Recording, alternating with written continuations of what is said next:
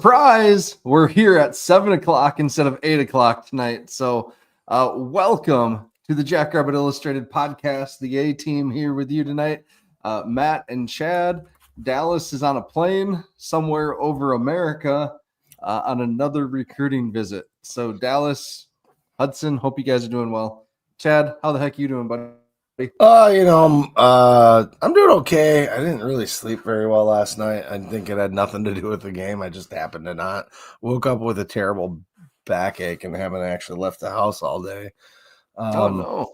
Yeah, no, I didn't tell you that beforehand. And we were talking about the other mishaps that happened outside of the game yesterday. So you've been quite the weekend, buddy. It's been rough. My voice isn't real great because, I was pretty vocal at the game, probably not in the most positive manner, but that's what happens when I'm at a game. It's Sunday. It's a good day, man. How about you? How are you doing? Life's good. Yeah. We just kind of bummed around the house all day today. It was a beautiful fall day. So I actually spent a fair amount of time outside, which was awesome. We did the funny, have you seen those stupid clips of, I've never seen my wife or husband sprint? Have you seen those like on reels or like TikToks or anything? Like I'm running or what? No, both Kelsey and I were sprinting today on camera. And so just yeah, I have seen that a while ago, a long time ago. We did that. Yeah, it's old. It's definitely old, but my kids want to do it. We did that. So it was pretty funny. We did that. And it was good.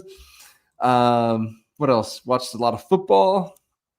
Yeah, you watched the Packer game? Man. Did not. Wasn't able to see that. I'm in the Vikings territory here. Don't have NFL Network or whatever it is, Red Zone or whatever.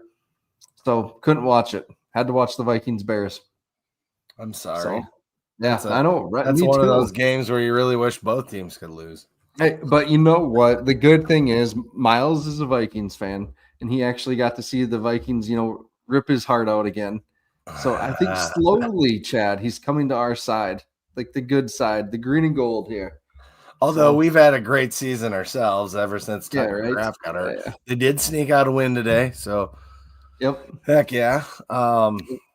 We talked a little bit about Kubota being our dealer. Kubota Dealers being our sponsor. I just wanted to shout out Mr. Club 32 himself, John Calle for the assist after the game, helping me get some fuel in my truck that I apparently ran out on the way up. But found that out a little bit the hard way, and we got it all taken care of. So shout out to John for helping me out after he was trying to leave. He had to kind of circle back, and so thanks a lot, John. Got to meet with some of the parents of Tommy Rittenhouse's parents, and nice. I think maybe Sobkowitz's parents too. I think I can't remember. Oh, they were tailgating up in the gravel up by us. That's awesome. Somebody brought in one of those conversion van, like the Sprinter RVs. I guess they were kind of mad. Brendan was telling me early on because they charged them $50 because it's an RV. Well, it is an RV. That's what it is. Brendan, yeah. I was like, it's an RV. I don't know how they can. Anyway, they were cool people to talk to, and they're coming and patting me on the back as we were getting our tails kicked. That didn't help, but that was a nice gesture nonetheless. Yeah, they're always friendlier then. So yeah, and I also got a shout out, since I'm doing shout outs, I got to shout out Joel Ullman's mom. She brought me some spotted cow. It was kind of a trade deal on another deal. We don't got to get into that, but she didn't have to, and I told her I'd pay for it, and she wouldn't let me. But so thank you for the spotted cow.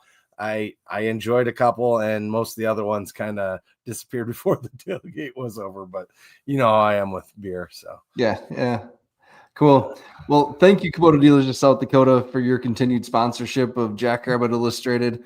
9 dealers across the state for, again, your business, farm, ranch, acreage, home, whatever it may be. They'll hook you up with the piece of equipment that's right for you. Chad and I both have the BX 2680s for our acreages, and I think at least I'm excited to blow some snow this winter. So, yeah, I don't know about you. I'll let you decide on that one. I would wish to not to have to use it, but I am excited to see what it can do. I still got to get my feet set on that. I'm not 100% ready for winter, which means we're probably getting a snowstorm week, right? Right, exactly. Put on mine. I don't think yours has a cab, does it? No. You don't have the soft cab. Yeah, I got to get mine put together. No. All right.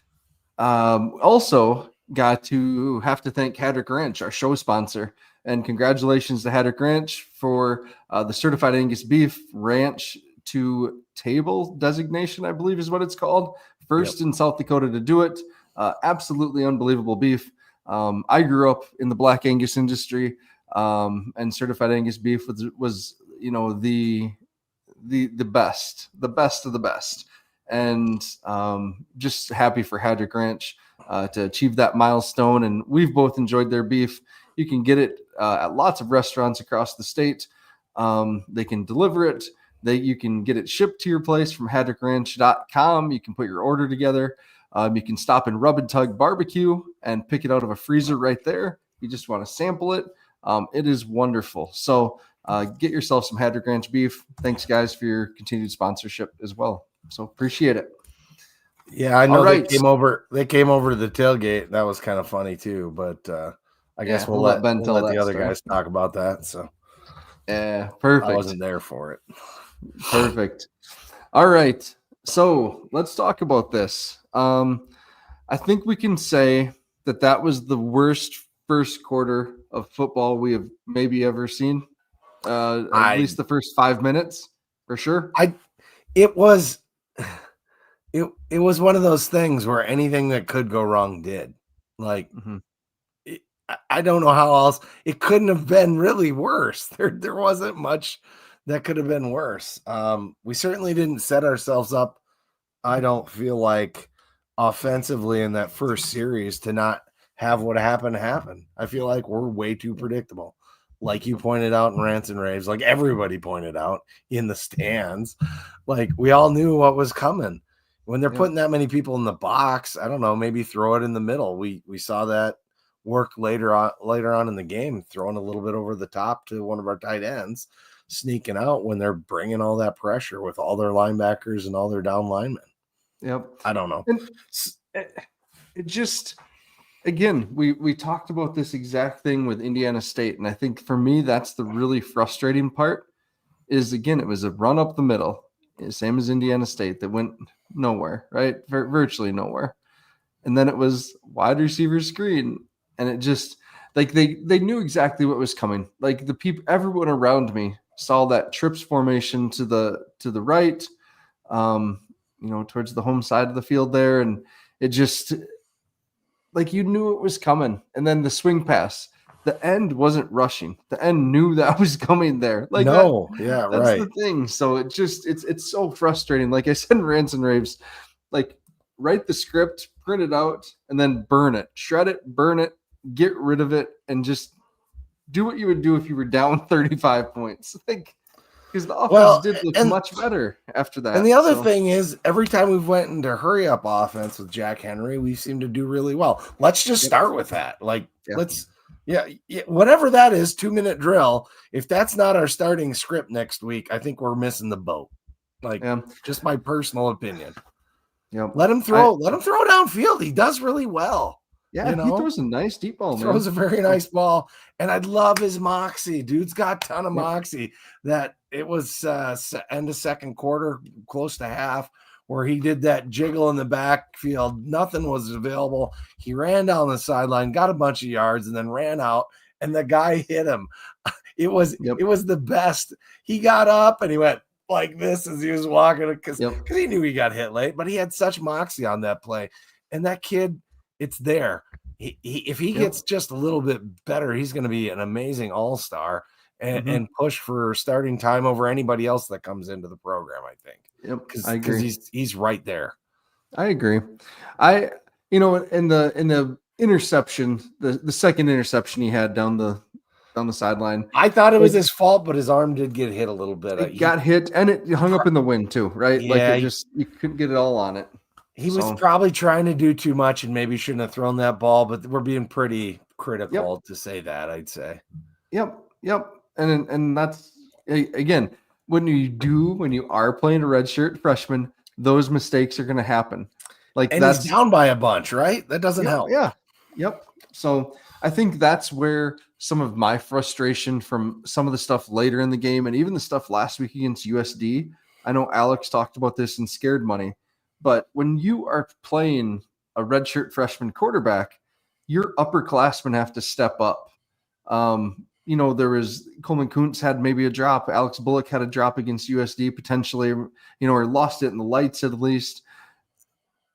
This week, Alex Bullock definitely had a drop for a touchdown. Graham Goring had a drop that would have been for a first down in the fourth quarter there. Those are huge drops. And if, again, your redshirt freshman quarterback is making plays for you in these huge situations, you as a veteran cannot make that mistake. It just can't. If you want to, because the margin for error with this team right now is so thin because of the injuries and everything else we've talked about. He's putting it right where he needs to almost all the time, too. We had one in the end zone that should have been called pass interference. It was a money play. The guy never turned his head around and knocked our guy down. Mm-hmm. It was on our sideline, the Jack sideline. The Jack sideline is what I mean by our, not where I sit, but it was on the home side. And nothing. It was clearly pass interference. It would have been a big difference in the game had we went in with an extra touchdown on the scoreboard. I think, I don't know. Yeah. I mean, ifs and buts were candy and nuts, we'd all have a wonderful day. And we're so close to doing everything well, but we just don't. We just keep messing up at critical points, and it's different people all the time. It's not like I was saying before the game. It's not one guy, I mean, it's kind of, there's a few guys that really don't do that, but I'd really like to see the loafing scale, because like bring that back to the to that when we used to see that stuff. It was pretty easy to see, but it seems like we've had some loafs at times. Guys get a little complacent.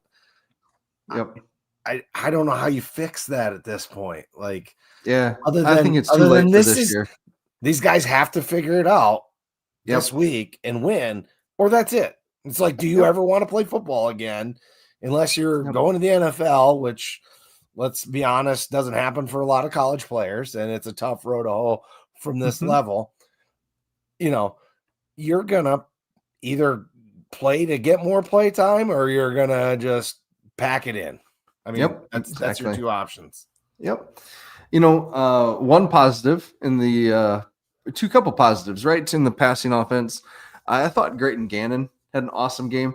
This is the game we've been waiting on for Grayton Gannon for 2 years, right? Because he was hyped up last year. Obviously had kind of the stumble against Oklahoma State when we went for it on fourth and whatever. That pop pass from Mark. And then he got hurt, and we didn't see him for most of the season after that. And now, like this season, we keep hearing like, oh, Grayton Gannon's this awesome receiver. And we've seen him here and there, right? But yesterday felt like a coming out party. Jack was very comfortable with him, clearly, seemed to trust him a lot. And I think Grayton had a really good feel for where he was at in that zone, and just kind of settling down and giving Jack just a good safety blanket, big target there in the middle as he kind of found gaps. The next thing, right, is to break some tackles and get some yak, like we see Tucker doing, or Tucker did. Whoa, zoom in. I think he just was finding the soft spots, and those plays were developed for that, not necessarily to hit him in motion, because he was kind of setting in the soft spots, making those catches. And then, you got to turn basically 180 degrees to run. But you're right. I mean, it would be great to get those extra yards after catch, the Kraft yak and cheese, if you will. Corey Caraway says here he's excited to get our tight ends involved. It's asks where have they been all year. They're always open. I posted to the group this week, are our tight ends not getting played in the pass game so much because we're trying to bolster our run? And I don't know if that's what it was, but it did seem like they were blocking less at the second half of this game. I don't know. What'd you see, Matt? Yeah, I don't know for sure. Like, we had a comment earlier about from Ryan Effling, Henry's running for his life all day too. Yeah. I mean, maybe we just went more of a quick hitting passing offense that did get somewhat down the field and just instead of staying at the line of scrimmage. But I don't know. Like the other thing, Jack Smith again, him and Jack Henry have tremendous chemistry on that. That is fun to watch that continue to emerge. Jack Smith wrote this in Rants and Raves, so sorry if this is repetitive, folks, but if Lofton sticks around, like this is going to be a super fun wide receiver room next year. Like really exciting between him and Jack Smith and Drezzy and Landon Delaney and Zach Van Meter and some of those younger guys that sounds like they're showing out this fall that maybe we haven't seen them on the field yet just because of the experience depth, but they're pretty dang good. So, yeah. All right, Chad, should we talk about the elephant in the room? Yep, go ahead. All right. So, folks, Chad and I were talking about this before the show. Just with the 605 Hogs, the offensive line.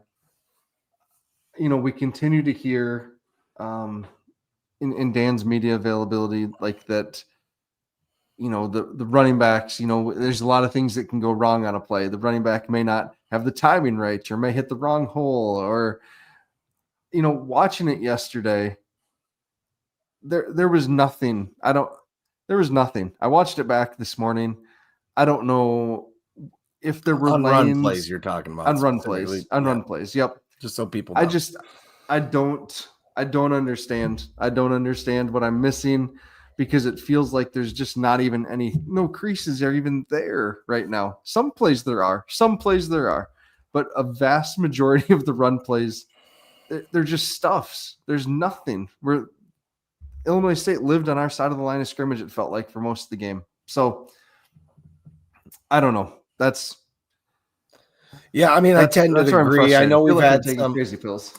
No, I tend to agree. I think your grade was more than fair, and sadly, I don't feel like we've gotten any better with some of the injuries and such with Sam leaving, being a top lineman. I mean, I think we all need to take a beat and realize that some of our players are probably playing hurt, right? I mean, slight injuries that might be slowing them down, or they're not able to perform at tip top.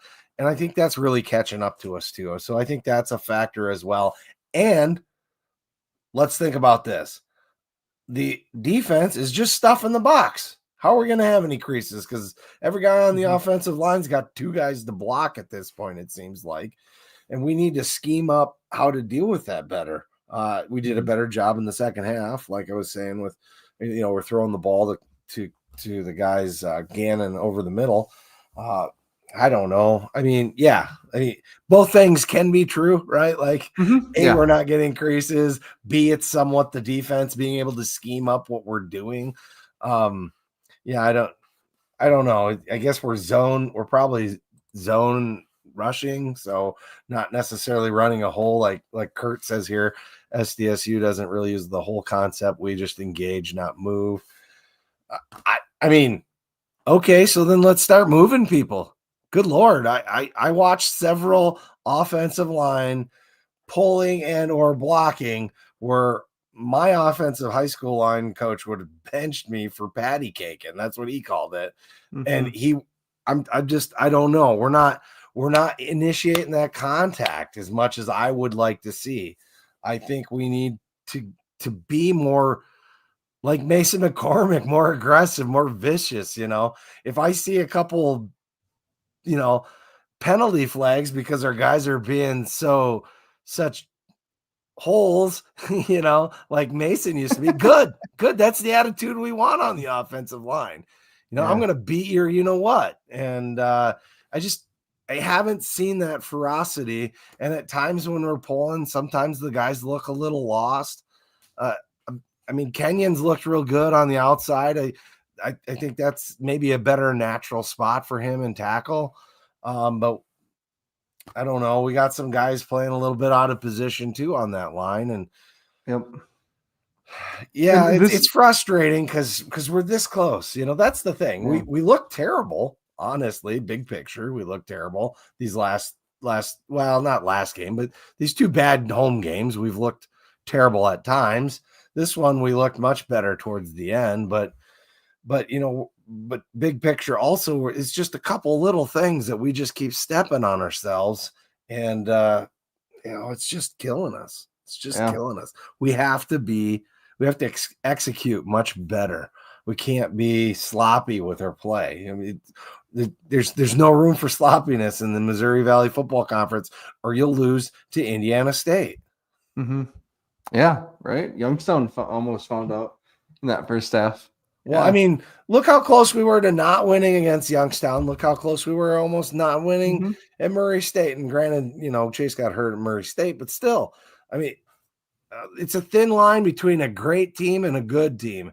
And we're definitely in the good team territory right now. Yeah. Yep. This is a good question from Elliot. That's right. Yeah, yep. I wasn't there to see it, but yes, I did hear it, unfortunately. Yep. I don't know. Yep. And I didn't think John Pika did bad when he went in at right tackle either. I thought he was okay. So, and that's the thing. So Jim Poppin says, I thought that Papke was starting to have that attitude in Youngstown. That second half in Youngstown is the last time we've seen the true, powers and pulls and stuff that he did look great that game. And I don't know where that went. So, yeah, it seems like our guys, all that were doing really good at the beginning of the year, are either banged up or their batteries run low or something, because they're just, and maybe it's because, you can't be the only one doing it. It's a team game, right? And when you got one or two guys screwing it up on any given play, any given guy, I'm not pointing out any particular person, because it's always different people, really. Yep. It's just like, it starts to wear on you, at least mentally, for sure. Maybe this is where we realize we're missing Chris Crocked. I had that thought this morning, sitting there like, our guys seem pretty sound that way. You listen to what Dan said in the post game, but I don't know. It's different. It's off. It doesn't feel. I mean, especially this game and the Indiana State game just didn't feel like Jackrabbit football that we're used to. And that's what's probably most frustrating. And, I the only thing I'd push back on is, like, this game, the first quarter was awful, but the other three quarters we won. We were the better team. We executed better, in my opinion.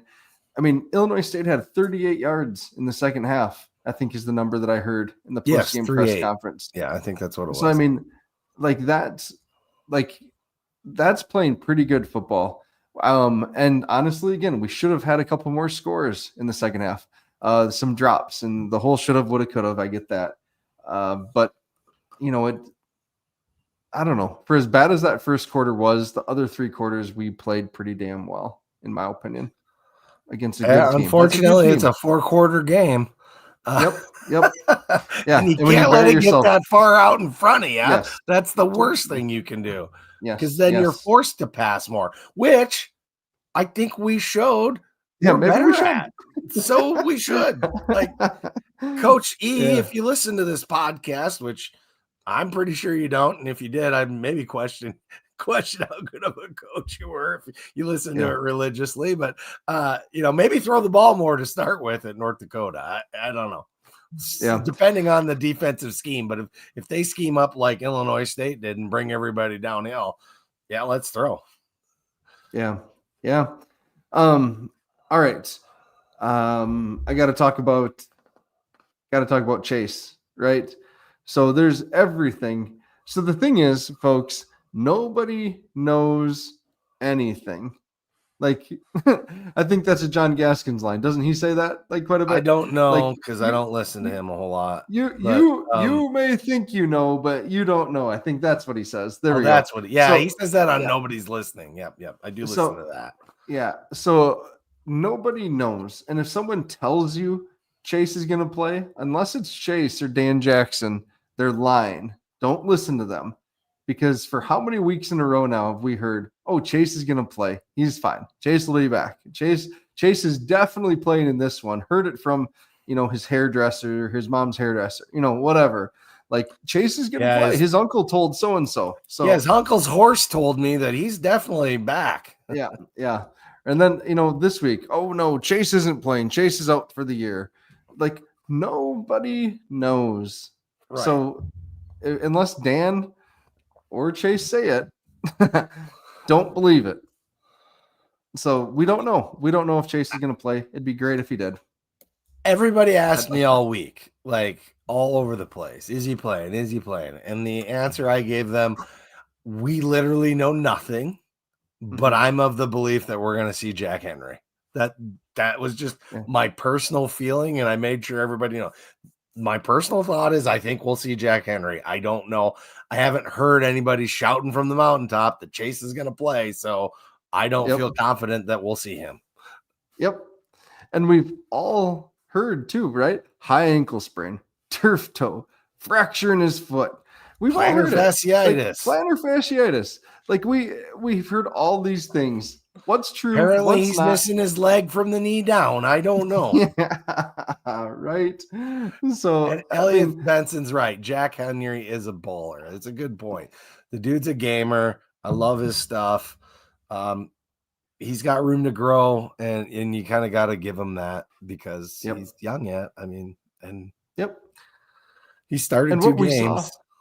What we saw, I think I'm if he's our starting quarterback on Saturday when we go into the Laris Center, I'm feeling good about that.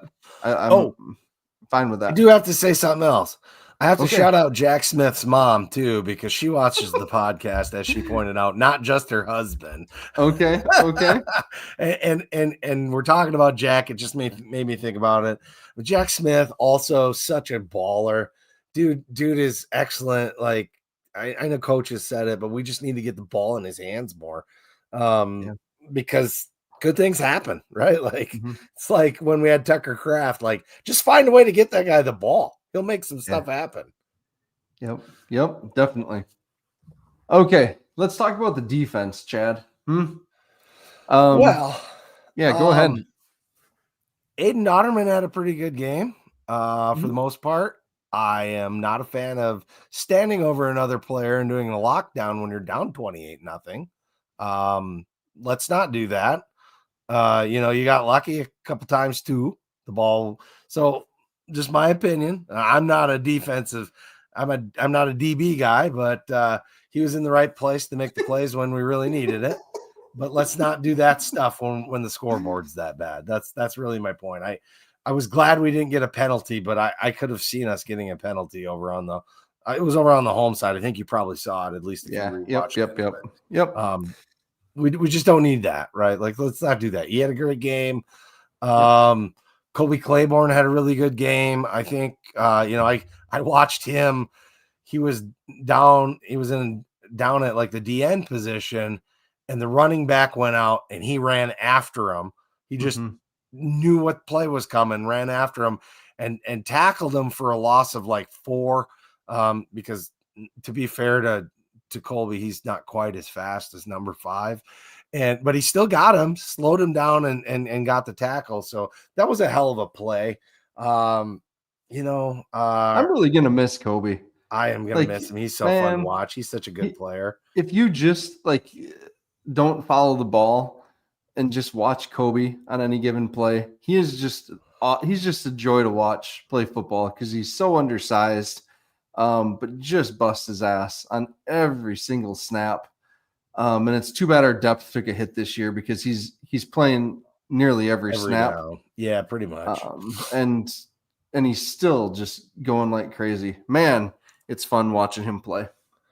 Joe Ullman had a really good game too. I feel like there was a couple times we blitzed, and I don't know if guessed the hole wrong or hit the hole wrong was quite the right thing as we got ushered aside and got taken out of the play, unfortunately, on a couple of our blitzes. That doesn't necessarily mean it was him, but it could have been him or someone else. I saw that a little bit on defense. Colby Bretz is good at times. I'd like to see more consistency out of him, I think, because he can be really, really good. I mean, what else do you have to say? I'm just talking over here. Yeah, I get that's Mitchell the point of the McLean here show, saying, Mitchell McLean saying, how about Jace coming on lately? hey, he had some good plays, definitely. Yeah, he's really athletic, and I wonder if that's why we are using him on those zone blitzes in that way. But I'd like us to knock it off. He's 300 pounds. Like let's just let Jace rush the quarterback because he is pretty good at that too. He has 2 sacks, in, I think 3 weeks here. So yeah, let's let him do that. Yeah. Shout out to Bryce Johnson. I know Bryce came here. He was one of the dudes that got dropped by Colorado State and then signed here. And then just a great guy from everyone that interacts with him on campus. He's a pre-med student, I believe. Super, super intelligent. Finally got a chance to play some extended action. I thought did pretty well. Took him a little bit just to get the rust knocked off. And I'm sure it's one of those things where you're standing on the sideline and not expecting to play. And first possession, you get thrown right in right away. But I mean, shoot, he had 10 total tackles and just was flying around. Looked good. Stuck his nose in there. Made some hard hitting plays. And without Cullen out there, he's kind of the very vocal leader, it seems like, on that defense. So kind of a different role for everyone, I guess. But the other play I got to shout out. Sorry, Chad. Jalen Lee. I love what Jalen Lee's doing. How did I miss that? I'm sorry. Yeah. Yes. He again, we've talked about him, just super happy. This coaching change has been a good thing for him just because I feel like this staff is allowing him to, out of whatever preconceived ideas they had about him, the move to safety has been great. He's really playing well, in my opinion. And maybe earlier in the year, we saw him take some poor angles in the run game and things like that. I don't think that's the case anymore. I think he's playing really well. I would like to see Dante Johnson, I'll say. I know you pointed out Kobe Bretts, but I would like to see Dante just a little bit more. I wonder if he's having some injury issues or something lingering, but I'd like to see Dante and Jalen Lee on the field at the same time, just in my opinion. Yeah, Jalen's, he's had a great season. Actually, you're right about that. He's got a really cool family. I've met them; they're awesome. Corey Caraway brings us up, and I don't think we should let it go. I want to talk about it. Is that okay? Okay. So Corey Caraway says the targeting penalty was BS. ! The receiver dipped his head. Do you think the refs are watching him closer because of his history? Let's start with the last question first. Do you think the refs are watching him closer because of his history? No, I do not think so. I really don't. You can ask Alex. He'll give you a better official's opinion. The receiver dipped his head. Did his head fall? I think probably a little bit. I thought it was BS when I was sitting in the stands.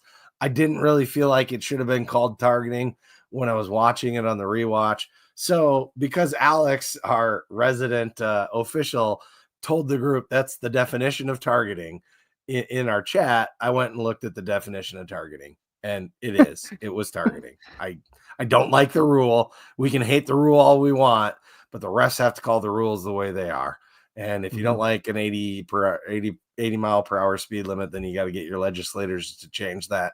Same thing here. If you don't like the rule, then you got to get them to change the rule, because I feel like it's forcible contact to the upper part of the body to a and a defenseless receiver. So there was actually 2 factors that met. Both he was defenseless because he hadn't came down with the ball yet, and it was forcible contact that wasn't an effort to bring him to the ground. Yep. So sorry. I agree that it was a BS deal because that's part of football, but they did make the call right. So as much as we want to hate the refs for it, they were doing their jobs. They did it right. And I don't like the call, but it was right. Yeah. That's how I feel about it. That's my opinion. So yeah. And even Dan in the post-game presser kind of said like it's really hard because, he's making a play on the football and, but like you said, Chad, by how the rule's written, like it probably is. So it's just unfortunate. So, I mean, maybe we'll just making Go ahead. the game too soft. I don't know, because Yeah. people need to realize that it is, we got to make it a little more safer. Or it's, potential of losing the game at some point. So Yeah. I'm on the fence on that too, because I remember watching the Big Hits films when I was in high Yep. school, Right. and all of Exactly. those would have been targeting. All those guys wouldn't have been able to play. Uh, I Yeah. I think we should go to a system in the NCAA where you, like a flagrant one, flagrant two, where that was probably, you know, he, if you're leading with the head and you helmet to helmet, maybe you do eject them if it's clearly on purpose. If not, you get two and then you're gone. I just don't like it the way it is. Yeah. Yep. I'd agree.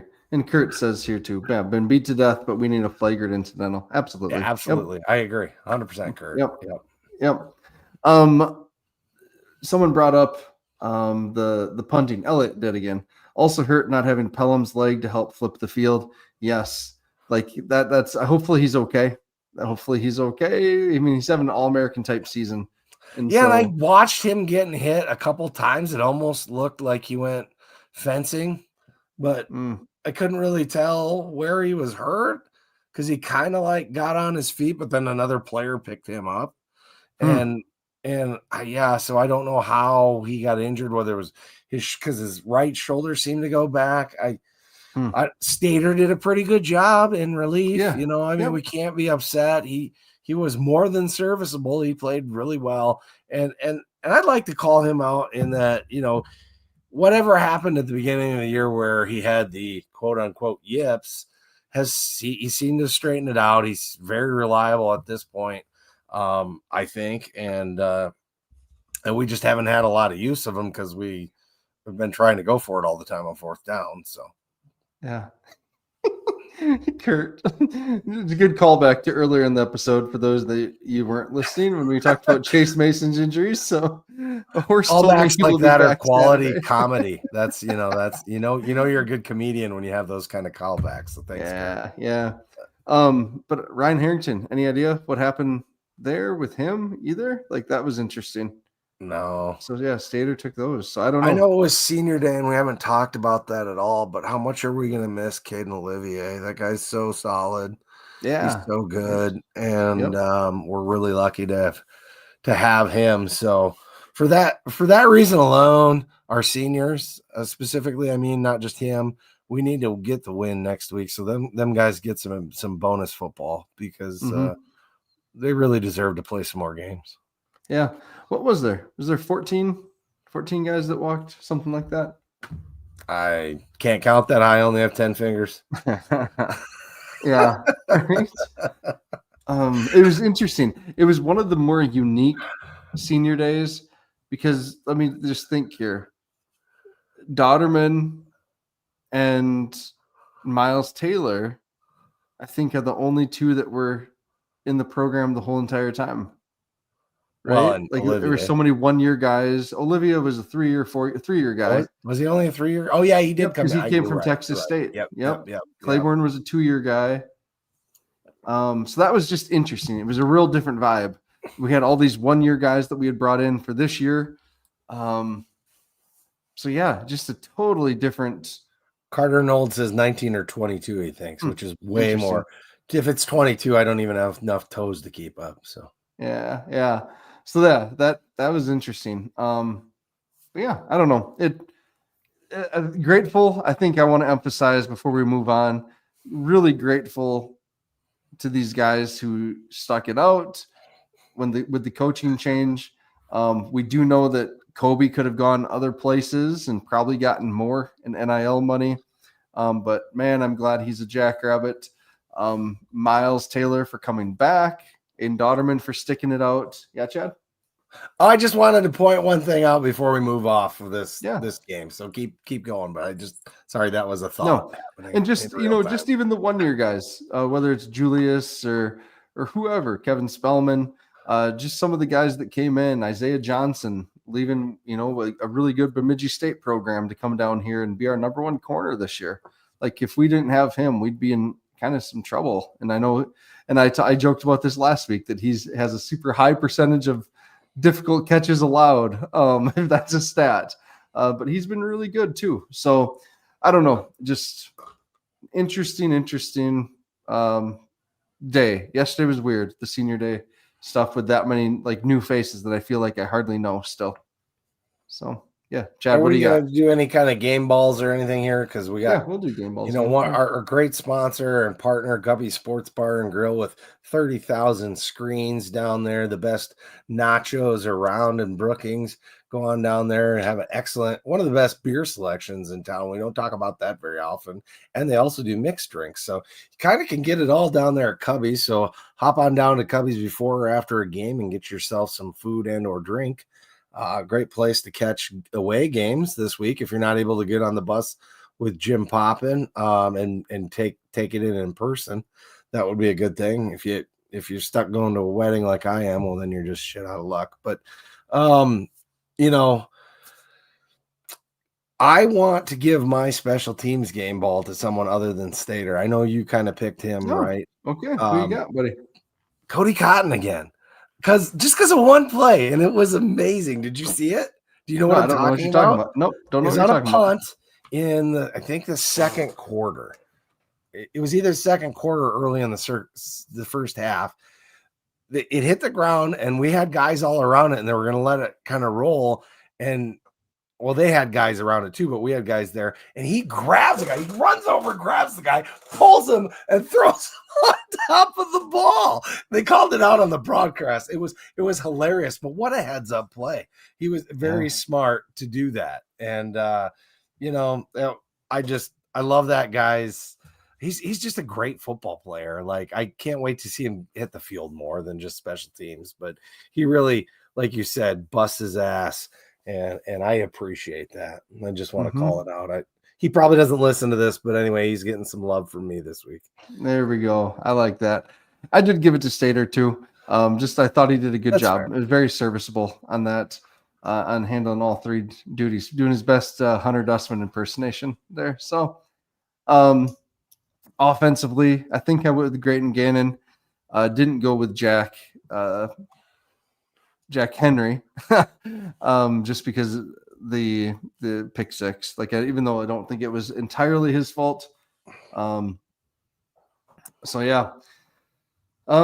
Defensively, ended up going with Jalen Lee. I talked about him. I thought he was all over the field. Made some nice plays.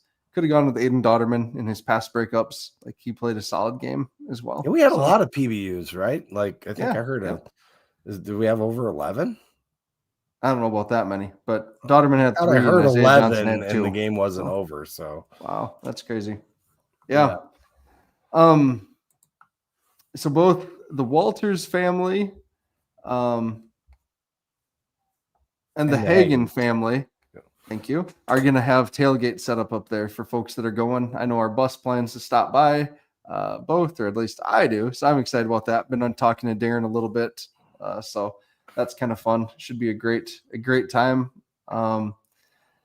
Yeah.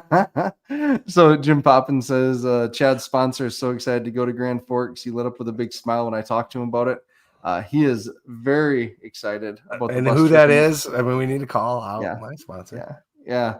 It's my son, Miles, and he talks about it every day. So yeah, he's very excited, Jim. So should we talk about UND? Or actually first, Dallas isn't here. He's in the comments. Renegade Regeneration is our sponsor of the preview for the next opponent. And Renegade, Dallas started a company, and it's a hydration powder company, or not, it's a supplement company. And their first product, Hoofda, is Hydrate. So again, it's filled with electrolytes, keep you going. If you're taking it after a workout, or if you like to take it right away in the morning, it's up to you. But it's good for everyone.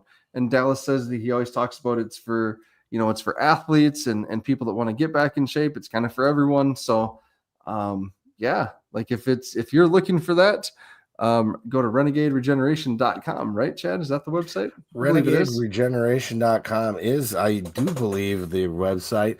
And I wish all of our listeners were as great as Jim Poppin, because, he shows up, he drinks a JI beer, he brings his Renegade Regeneration, he hits Culver's or he hits Cubby's. He gets a car wash. Buying Hadrick beef. Man, high five to Jim. He gets a game ball for that. Maybe our best follower. You guys, everybody, we get a lot of thanks, and I appreciate that too. When you guys stop us and say thanks and tell us that you appreciate the podcast, we really do appreciate you guys letting us know.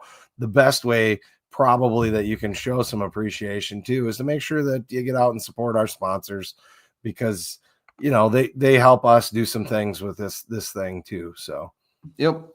Hey, and Blue Tide, who's not on the A team this year, but yes, he also gets car washes. Yeah, he gets his car washes. Yep. Yeah. Hey, he's better than me at the sponsors, I guess. Got 2 car washes. That's funny. Although I don't think they get better money out of the deal if you get more car washes, do they? I don't know.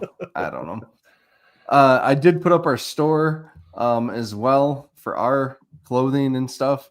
Dallas, plug your ears. But I got the guys' jackets just as a thank you this year for all they do. You may have saw them at tailgating or at the game. Those jackets will be on the store just by popular demand. So really sharp looking. Yeah. If you're looking for a Christmas gift, we have a bunch of stuff with our newer logos on it. And so we'd appreciate that support too. So love seeing the Jackrabbit Illustrated gear out in the wild. So thanks, everyone. All right, let's talk about the Fighting Hawks of North Dakota. What a terrible mascot. Terrible mascot. It is. It's so unoriginal. It's the worst. And then their logo looks like the post office. Yes, that's true. It's just not great. And I know the reasons why. I guess it's better that they changed it, but yeah. Yep. Oh man. Okay. Says Jim needs an orange tractor. I don't know if he's got enough yardage to need an orange tractor, but JI flags is there JI flags on the website? Not on the website, but I think Ben still has some to sell. Yeah, so maybe talk during Scared Money. Yeah, we can check with Ben. Okay.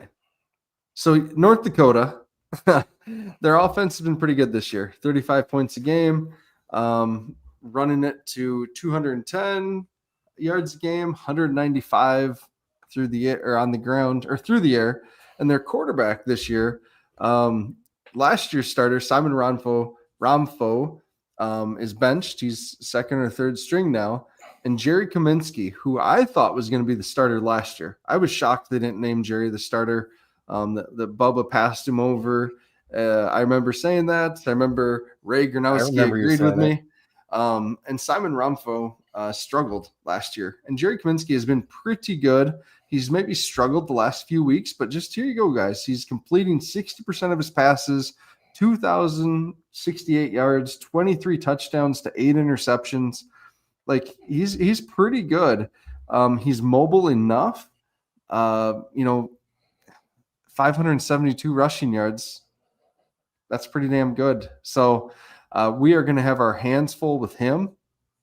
And so that's going to be something to watch. Rushing, Gavin Zebarth is hurt. I'm not sure if he's going to be back for this. I thought timing-wise he could have been back for this game, but could be wrong on that. But Sawyer Sadell has been pretty good as well. 814 rushing yards, 11 touchdowns. So he's someone to watch to carry the ball. Besides Kaminsky, they've looked a little bit different offensively without Zebarth, in my opinion. He's such a good power back. So we'll see offensively what happens to them. And receiving wise, BJ Fleming is fun. Nate Demoniak, Jeepers. They've combined for almost 1,000 yards, 7 touchdowns. But BJ Fleming, speed guy. So we'll see how we handle him. But again, we got to limit those explosive plays. That's been our Achilles heel on defense all season. and stopping him and Kaminsky and Seidel, that's going to be a tall order for this defense. Yeah. Chad, any thoughts on these guys besides the logo? At least we don't have Mog to cover anymore. Mog. Oh, God. He was a horse. He was. No, and he always just had his best games like Sabkowitz did against us. Yeah. I think the league's starting to figure Kaminsky out a little bit as part of why that's happened, or maybe he's playing injured a little bit. He's a little slower, hasn't seemed to quite have the same it that he had early on in the year. It's a totally winnable game. I don't know. I just feel like, quoting Nelson Mandela and saying, now it's not time to say goodbye, but now it's time to do or die. This is the game we have to win, I have to admit, Chad, that wasn't on my bingo card tonight, you quoting Nelson Mandela for the show. Oh, so, well, I love it. There's a lot up here that people don't realize. There's not just one mouse wheel, there's many. And they're always going. Good. They've really played a much better brand of football, in my opinion, since Bubba's left on offense specifically. You don't see their weird, what do we call it? Circus offense. What a high school rinky dink circus. We had some names that we called it. We always struggled with that. So potentially that's in our favor because they play more of a standard style offense, but in their barn, if you go back and look at the statistics, they're darn near unbeatable. So it's a tough place to play. It's real echoey. It's weird. There's not much depth outside of the end zone. Yeah, for sure. For sure. The horse is quite, I don't think there's any horse involved, Kurt. We've sat down and had enough conversations. You know that there's stuff like that inside me. Quincy Vaughn finally graduated. So that's one thing. There you go. So that's one thing. Like, we won't have him quarterback sneaking it, anytime there's a first down or a goal line situation. Won't have to deal with that big horse. All right. Defensively, Malachi McNeil is still there. Lance Rucker is still there. Those are two names that feel like they have been in Grand Forks forever. Is that Darius's brother? Yeah, right. Malachi McNeil is a stud. Linebacker, 66 total tackles, 3 tackles for loss, 1 sack, 1 interception, 4 pass breakups, 3 quarterback hits, and a partridge in a pear tree. He's a good player, folks. Number 7. That's one guy to watch on their defense. Definitely looking out for him. They mentioned Rucker. He has 7 sacks this season, 10.5 tackles for loss. So again, that's a guy that's going to be causing some havoc that we got to pay attention to back there. Those are 2 names that jump out at me. Zach Lewis is another good one. 60 total tackles, 7 tackles for loss, 2 interceptions. So again, good players. They have a lot of good players on defense, folks. So and they have a good defensive line. And, Brian's calling us out, having those struggles that we talked about. Yep. We're going to have to shore that up or really sling the ball a lot, like vintage Brett Favre, just sling it, let him go to town. Whatever interceptions might come, if we get enough touchdowns, I guess it doesn't matter. That was the classic Brett Favre days for the Packer fans out there. We lived with the interceptions. It was live by, dive by, and more often than not, we lived by. So that's what it's got to be. That's what it's got to be. I mean, if that's what we can block the best, let's pass the ball. Yeah. Hey, and if we're going to go down this week, and miss the playoffs in all likelihood if we lose this game, let's go down swinging at least. Let's go. Yeah. Like that. All right. Game balls, because we got to be done here before the FCS fans nation group gets going on their show. So they will be letting on live next on Fans Nation Network on YouTube and on Facebook. So They do their show one time live a year, and they think they can take our spot. So whatever, guys. It's their mock bracket selections. Their mock brackets. All right. Northwestern Mutual, got to thank them. So thank you, Northwestern Mutual, for your continued support. Alex's Lemonade Challenge, Jim's pumped that a little bit in the comments. But if you need life insurance, college savings, retirement savings, whatever it may be, Northwestern Mutual is the place for you. And Chris Schenkel specifically and his team down in Sioux Falls, just really appreciate them and their continued support. So if you need any of that stuff I mentioned, be sure to get a hold of them. So thanks, Northwestern Mutual. Chad. And shout out to the Dakotas for having half of the totals between Aiden Bauman and Chase Mason. And as Jim popped up here and said, Chase could use a couple more dollars. So if you haven't had a chance to donate and you've been thinking about it, now would be a great time. Or potentially wait just a little bit. There might be some things going on with some matches coming up. I'm not saying too much, but potentially. Oh boy. All right. Chad. Yes. Who are you taking on offense? Josiah Johnson. Okay. All right. I know I said throw the ball, so that doesn't make any sense. No, I'm taking Jack Smith. Jack Smith. I hope you're defensively, right. I'm taking Jalen Lee again. I'm sticking with Jalen Lee. He's been hot. Hey, I called that, by the way. Jalen Lee was my person last. Yep. Jay Lee again. Who are you taking on defense? Who am I taking on defense? Boy, I'd really like to see Jolman have a game where he gets a couple of sacks or tackles for losses even would be fun. Yeah. Hey, put up Corey's comment. I was trying to, but then another one came up. So Corey, you steered me wrong last week. I picked your son last week to play because you tweeted help is on the way. And I thought that was code for, hey, Mister's playing this week. So nope. I'm not going to pick him this week. Got Jack Smith, got Jay Lee, Ullman. Time out. I might have to change. Are we at a fourth game for Johnson? I think he's over. He's over already. I think he's over already. Okay. Yeah, that's what I thought too. But I was like, if that's the case, then I got to augment my chain because I thought he was over. All right. Score wise, I have no idea what to expect in this. No idea. I'm going to say Jackrabbits 27, Fighting Hawks 24. I like it. I'll say 28-21. In the same ballpark. Not that it's outside of the realm of possibilities, but I don't think that unless we're cursed as a team / fan base that we can have another first quarter like we had this last week. That was a once in a lifetime thing. So we won't have if we can hold them to as many yards as we held Illinois State to in both halves, and we just let them double those numbers, I think we win the game. I don't know that a healthy Illinois State with Sobkowitz playing is a whole lot different than the North Dakota team. I don't know that one's markedly better actually on the field. Yep.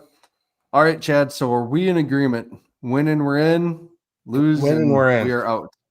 Lose, we're definitely out. You aren't getting in on that kind of shide, to use a baseball term. You're not going to be on the schneid and get in like that. There's just no way. Yeah. I don't see 7 wins isn't enough in these playoffs. We've got the Ivies vying. We've got Tarleton, who's still tearing it up. Has an argument for the number 2 spot, potentially number 1, which they won't get, but that's fine. And then, Chad, the next most important question is, what is Chase Mason's uncle's horse telling you about his health status for this game? Well, he's getting old. He thinks he can make it through this winter. Oh, you're not talking about the horse. I'm talking about the horse, man. No. I think he plays. There we go. I think he plays too. So we'll see. All right, folks. Based Go on on over. absolutely nothing. Based on nothing. We know nothing. Yeah. But when I went to see a man about a horse, he told me, Chase Mason Place. Yep. All right. I'll tell you when we get on the bus. Gonna be a great time. Thank you, Jim, for organizing that. Can't wait to do a full report next Sunday when we talk, either previewing the playoffs or wrapping up the season, Chad. So either way, let's not wrap it. Yeah. All right, guys. Thank you very much. Go enjoy the other show. Go big, go blue, go Jags.